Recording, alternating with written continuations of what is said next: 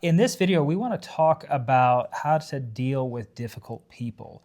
Relationships are part of the best part of any job or opportunity, but they can also be the most difficult part. So how do you deal with a difficult person in a job or a vocational opportunity, Dr. Joe? Yeah, well, just to say from the very beginning, we all know that there'll always be difficult people.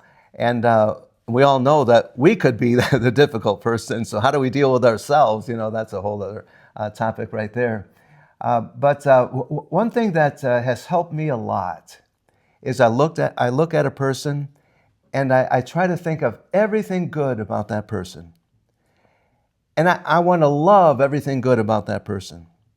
And I want to hate everything about that person that prevents that person from being a happy person. And that's a God view, isn't it? I think so. Viktor Frankl was a psychiatrist, as we know, who lived during the concentration camps. Of World War II. World War II, yeah. Germany. Yeah. And he had a study, his own study.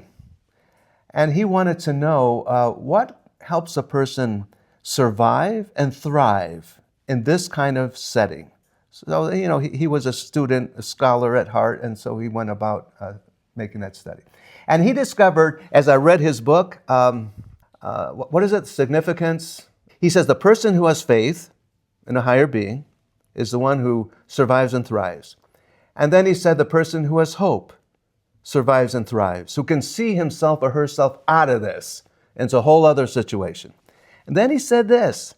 He says, now the person who has learned how to love the person who is torturing them, that's the person who has won the battle. And he wasn't speaking from a Christian perspective. He was just talking about the attitude, that one has towards, talk about difficult people, right there. And so I've really tried to do that. And as I've read the scripture, I've been reading through Psalm 119. And let me read you two verses, which surprised me. I didn't even know that they were there. It says this, tears stream down from my eyes because people do not keep your law. The psalmist was sad about that, And that's in verse 136. And then he says this in another verse, my zeal consumes me for my enemies forget your instructions. They could be such better people, Lord. And I'm sorry that they are this way. So I've actually begun to see that with political figures that I don't particularly enjoy because of their views, not just their views, but their attitudes. I've begun to switch the whole thing around. I said, Lord, wouldn't it be wonderful if that person could speak this way or that way? If this person could have this kind of morality, this kind of integrity. So my heart is really going out for them, not to say that anyone's excused, from their wrongdoing. But you talked about difficult people. What do we do with them? Well, I have two ideas. One is this. Some of you may remember that book from years ago called The 7-Minute Manager. I don't know if you remember that book, but it's a short read. And to the manager, it is saying this, find your employee doing something right. Then call him or her into the office. Of course, they're petrified, right? Come on, I want to see you for a minute. Come in the office. And then tell them how thankful you were for the good thing that you saw them doing. Well, why not do that with a difficult person? Actually find something good that they're doing. That's one thing.